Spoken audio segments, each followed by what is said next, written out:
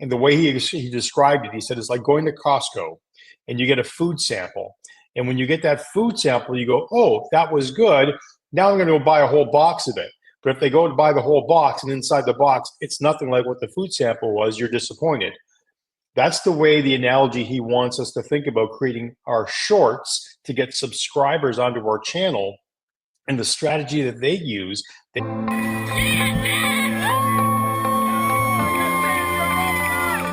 Hey everybody, Dave Bazanko here, and welcome again to Resilient Strategies. And this is our journey from going from basically 0 to 1 million subscribers over 3 years.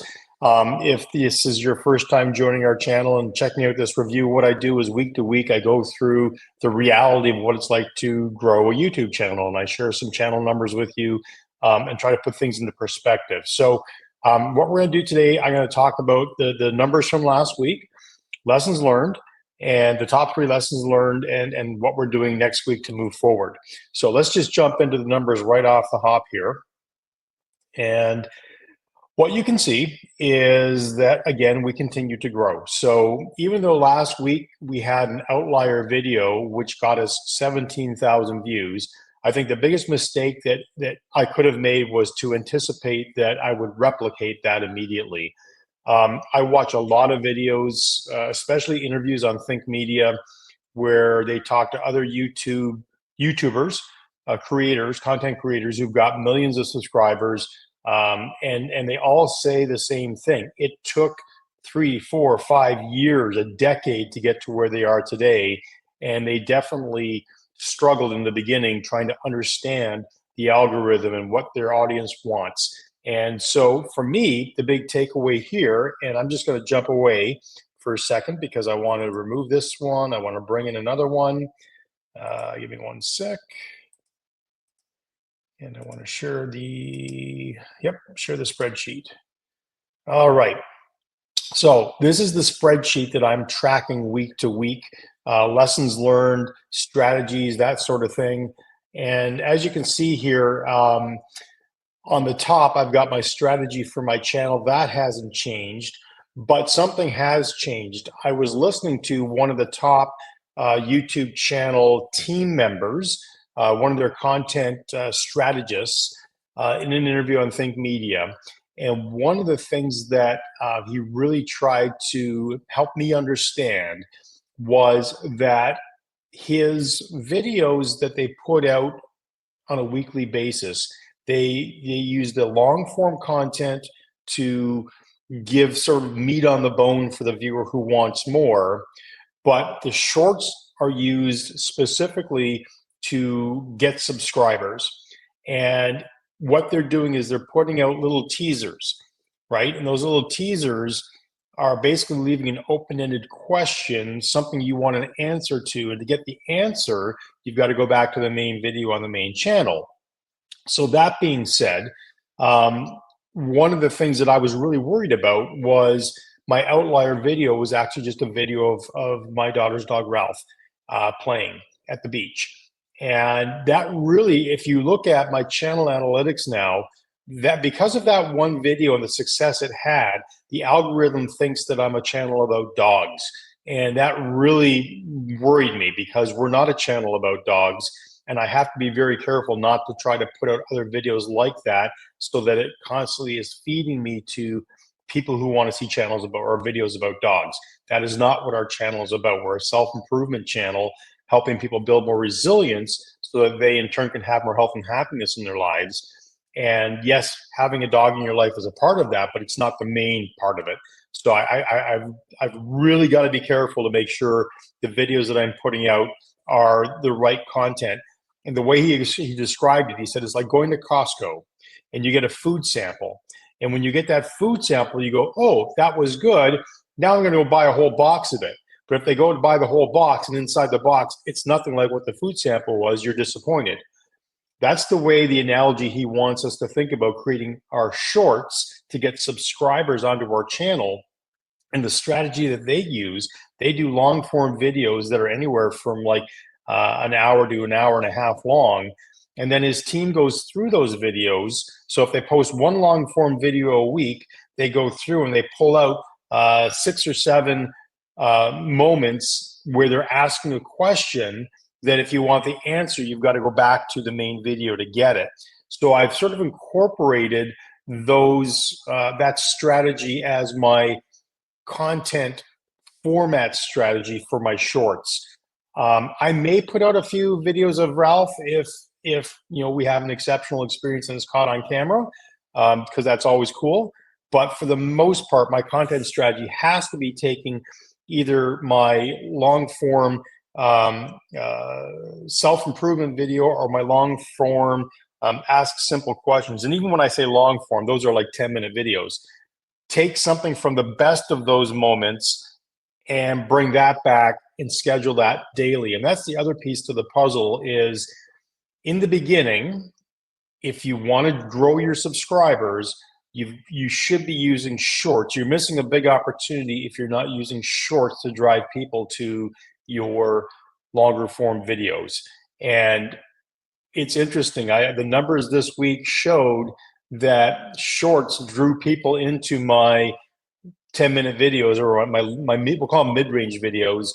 And for the first time, I was able to grab 17 new subscribers off one of my mid-range videos, not off a short. So what that tells me, all of that tells me, and what these numbers show me is I'm moving in the right direction. Remember, we're always going to use the analogy of training for an Ironman here.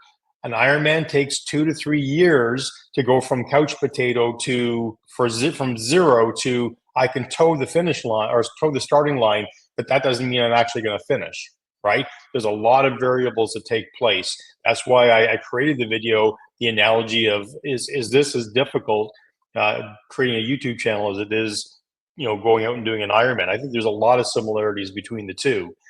But one of the things I always used when I was doing my Ironman journey is that spreadsheet, like I'm showing you right now, where I went back and I looked at the numbers, and the numbers kept my reality in check. Because it's really easy to get discouraged if you think you're not growing fast enough. There's a couple of people who I follow on YouTube who within a year got to 100,000 subscribers. And they explain when that outlier video happened and how it just skyrocketed the trajectory of their subscribers and their viewers. And fantastic, right? They got monetized in 30 days. Fantastic. To expect to duplicate that is a little bit unrealistic. And the point of this channel is to show you that, that's not everybody's going to have that overnight success. That's an outlier. The majority of people are going to have to put out a lot of videos, learn a content strategy to make sure that whatever you're sampling in a short is satisfied by going back to the longer form video and getting the answer they were looking for.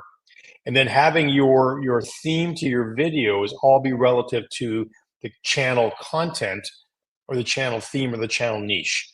And so what I'm sharing you with right now is you can see that over the last 4 weeks, when I started this channel, I actually started the channel back in May. I posted a couple of videos, short films that I was doing just because I wanted to place a new place to put them and not on my old channel. And I really hadn't paid attention to my old channel. This was kind of a new project that I wanted to kickstart. But I really only started taking it seriously at the start of November. So you can see I've got 4 weeks of data. And in 4 weeks, I've gone from 4,700 views to over 30,000 views. In 4 weeks, I've gone from 67 watch hours to 343 watch hours. I've gone from 36 subscribers on November 1st to 122 subscribers. My click-through rate is something that I started tracking 2 weeks ago. And your click-through rate is simply how many times your video has been exposed to an audience, and then how many of those people actually clicked to see the video. So my click-through rate is going up. And the good news is I know that the metrics are most popular YouTube channels have a click-through rate of between 5 to 10%. That's what they strive for. And these are new people to their channel. These are new impressions. And that's my understanding. I could be wrong on that. If I am wrong, let me know in the comments. It could be served out to your audience as well. or your subscribers as well. And that's something else that we can talk about here real quickly is that, I spend a lot of time, especially now in the winter months, it's December, I spend a lot of time training indoors. I'm on my bike indoors, and I've got my TV in front of me with YouTube on, and I watch a ton of videos from Think Media, Sean Cannell's channel, and he has a lot of great YouTube creators on there who have gone from 0 to millions of subscribers, and they all leave clues. They all leave a trail of success. And even though their stories might be different, they all share similarities. So I've got a couple of things here that I learned this week that I want to share with you guys from watching all these videos. The first is you have to look at your first 90 days as 100% immersive. What am I going to learn? What am I going to learn about my channel? And how many mistakes can I make, and how can I grow from that? So the first 90 days is really about building a cadence, building a schedule, trying different videos, see what works, see what doesn't work, what can you learn, so that as you start going beyond 90 days, and now you've got maybe a couple of 100, 200, 500 subscribers, maybe 1,000 subscribers, you want to make sure that you're serving your audience. So these first 90 days are all about learning who your audience is, what they want to see, how that works with your channel to make sure that you're still authentically giving information about you. And honestly, I'm going to do something here that, well, probably maybe I shouldn't, but this is a behind the scenes view here. So I'm going to share with you for a sec. I've got some lighting back here. You can see I'm kind of in this big great room here is what they call it in our house. And the reason why I'm showing you this, you may have noticed, you may not have noticed in a lot of my channel videos, I have an echo. I've got really good sound equipment that I use. I use a Blue Yeti mic to do a lot of my videos some days.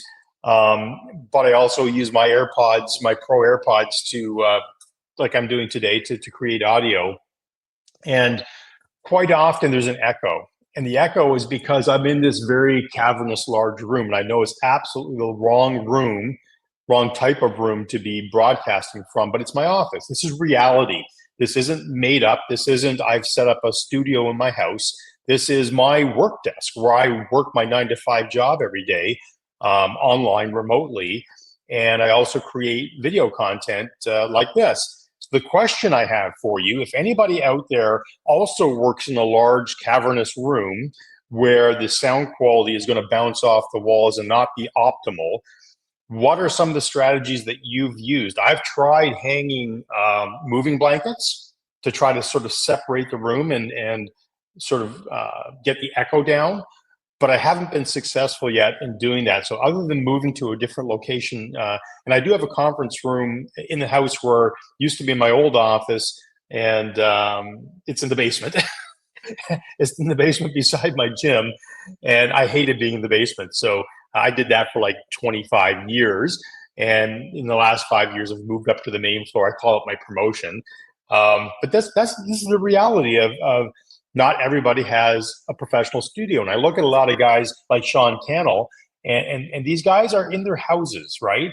They're not, most of them don't have office space per se. They have a room dedicated in their house, and the room is set up to optimize audio quality. So that's one of the things, that's one of the challenges over the first 90 days that I need to understand or figure out, is how to get better sound quality when I'm doing videos indoors. The second thing that I learned this week, and it was that really good food analogy at Costco. My samples have to be the gateway to my long form videos, and it has to be satisfying. If I'm sampling, if I'm sampling bacon bits and I'm giving people onion rings in a box, that's not what they thought they were getting, and they're never going to come back and they're going to be disappointed. So I have to make sure that whatever short I put out, it is going to be representative of what the long form or the mid form videos are going to be. That was my second big learning this week. And then the third piece was, it's hard to replicate something when you're not testing and failing.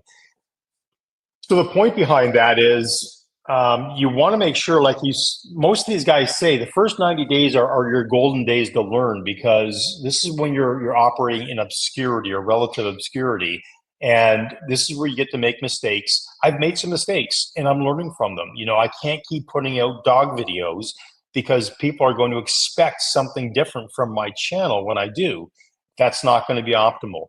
I'm starting to see some of my mid-range self-improvement videos getting traction, getting subscribers. So now the question is, what did I do right, and how do I double down on that? And there's just so much to learn, especially when it comes to thumbnails. Why does one video get a higher click rate video than another video?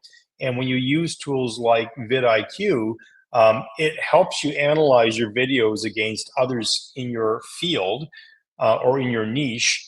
And quite often I'll look at, well, okay, if that video got, and I'm going to do this week, I'm using a different thumbnail technique based on a video that I saw somebody else from Canada who I follow in the self-improvement area, and it's called Big Think.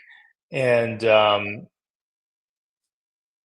it was not the type of video thumbnail that I would have expected would have got millions of views. Now he's got 2 million subscribers, so yeah, he got 50% of his audience to watch his video.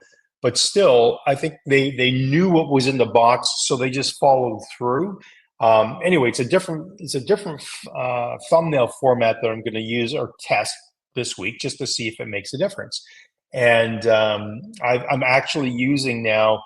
I'm trying to do A/B testing on absolutely every thumbnail I put out, and you have to do it for 2 weeks before you start getting analytics on it, and then it suggests which video resonated the most and got the highest click-through rates, and then you can set that as your actual video thumbnail.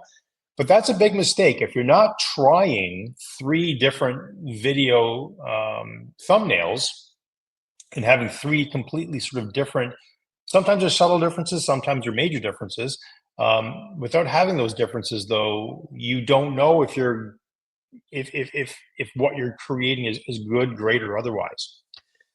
So those are the 3 big takeaways this week. The first 90 days is your opportunity to learn, put out as much as you possibly can, and build a base of content and learn from that. The second piece is the shorts. The shorts you put out have to be representative of what the long form is on your channel. And then obviously the last piece of that was it's hard to replicate if you're not testing. So test. The last piece of this puzzle is, and I'm going to say this, so I am unapologetically Canadian. And when I say that, I've been in Canada for 58 years. I'm 58 years old. And I had a Canadian experience that is very unique to people who are my age and maybe a little bit older in Canada. People who are growing up in Canada today are having a completely different experience with our country than I had growing up. So this idea of Canadiana in my head is, I think, part of what I want to share on my channel. It's what made Canada great to me. And I'm going to be putting out a couple of videos over the next couple of weeks that are going to be unapologetically Canadian, even though there's a large part of my audience that's in the UK and especially in the United States. And I'll wrap this up this way. My favorite band of all time is the Tragically Hip. And unfortunately, Gord Downie, the lead singer, passed away back in 2017, I believe, from a brain tumor. And I watched last night, the guys in the band continue to get together. They've launched a couple of they launched a documentary at TIFF about a month ago here in Toronto. Tried to get tickets for that, couldn't get the tickets, but then ended up watching the documentary, I think on Prime, because it was a 4-part documentary series that came out, which was really revealing about the band. And last night we watched on my birthday this month, the band was at Massey Hall in Toronto, and they did a sit-down interview for just over an hour. And again, we had friends who went to it, but again, it just didn't work out with my schedule to be able to go. And to listen to the guys talk about Gord, about the band, about the struggles.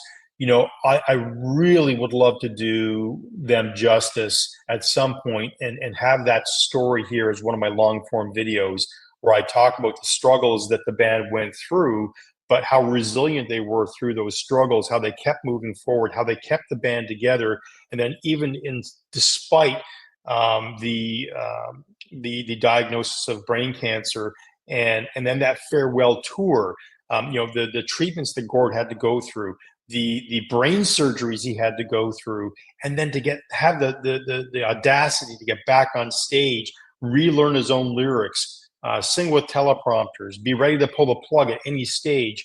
But they went out and they did this countrywide tour of, I believe it was 7 dates. It could have been 15, but I think it was 7.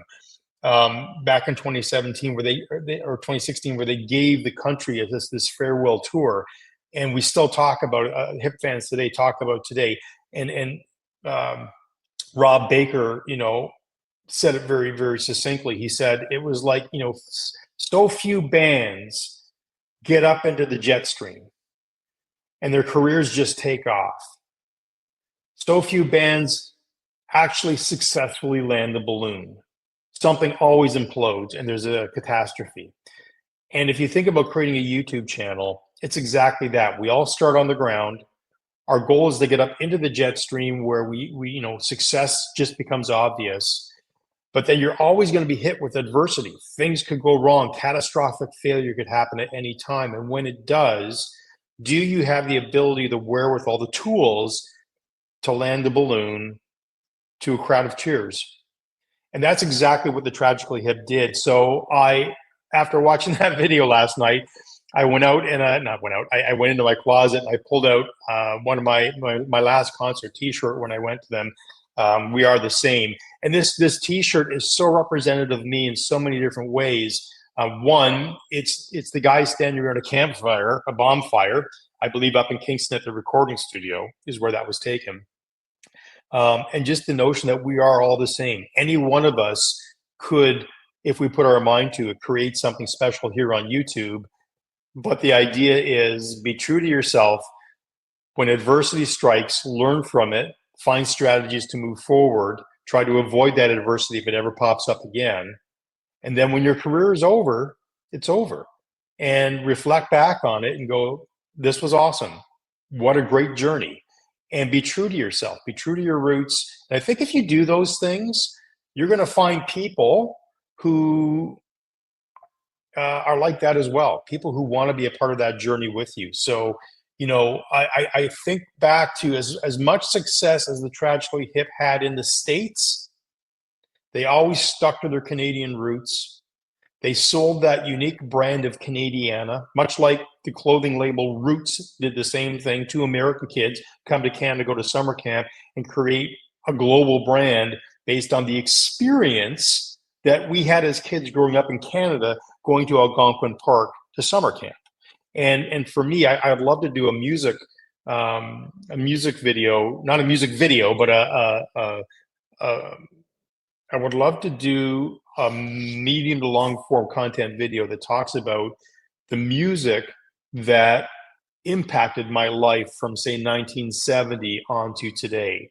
And we all have those songs in our head that bring us back to a place every time we hear it. And I think that'd be a fun one to do. So I'm going to wrap up this weekly session with a couple of little hints towards what's coming. You'll be able to check out those videos as I post them out. We are coming into the holiday season, the Christmas season here in North America. And, I've put out a couple of videos about, or I will be putting out a couple of videos about how to get out of a rut and talk about people who want to set a New Year's resolution into the new year. But sprinkled in there, I think with my walk and talk videos, because this weekend it looks like it's going to be kind of rainy weather all weekend, I'm either going to go out in the rain and do a walk and talk, or maybe I'll do something with respect to music that might be interesting as well. So with that, I hope you found some good value from this video. You've learned from some of the things that I've learned from this week.